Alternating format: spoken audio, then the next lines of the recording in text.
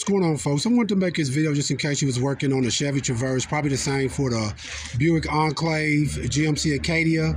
If you was needing to get to, say, your cam sensors and all that in your engine pretty much, as well as your tensioners, which is what this is down here, your tensioners. You see your front tensioners, your alternator over here, your idler and all that from the front. What you have to do pretty much is remove your power box right here, which sits basically in front of your passenger side headlight. All right, and to take off this electrical box right here, you'll have normally 3 screws. You'll have one you can see back here. There's another one back over in the corner over here. Sometimes they're kind of hard to get to. You just kind of wiggle it around. Then we'll have another one that's also down here. Let's see if I can show it to you. That's another one that's down inside of there, right?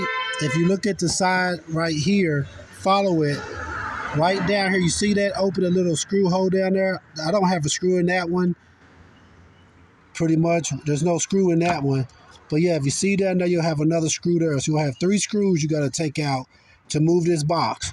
One that's down there, and then you'll have 2 that's up here, which is 1 right back there. You can see that one right there you take off. With actually 3 bolts you would take off. Then you'll have another bolt that's back over this corner over here you take off. And once you do that, you'll have your ground wire that's back over here. Once you have this off, and of course you would want to go ahead and take off your positive, which by taking this this bolt off right here, you want to go ahead and disconnect it from your battery inside of your vehicle just to make sure you don't have a short.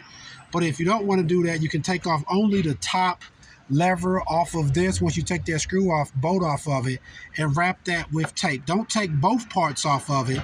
There'll be 2 pieces that can come off, but only take off one part.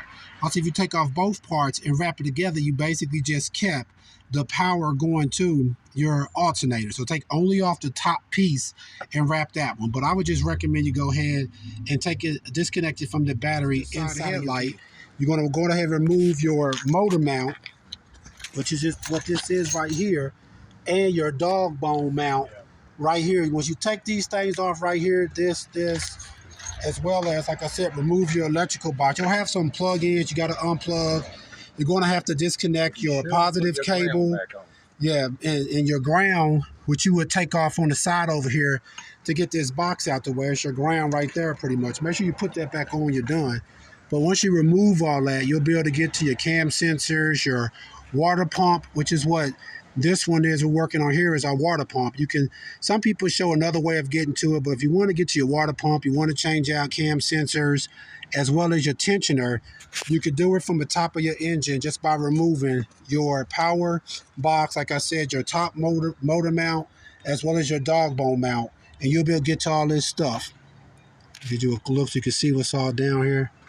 You'll have other sensors that's back over here that you'll get to. And also make sure that when you take off your positive cable, that you wrap it with duct tape, electrical tape, or you can go ahead and disconnect it from your battery itself, which will be located inside of your vehicle pretty much. That'll probably be the best way to go ahead and disconnect it, that way you don't short nothing out pretty much. But if you see right here, we're looking right down here, you can see everything. All right, please check out our other helpful videos. Please like, subscribe, and share. Thanks.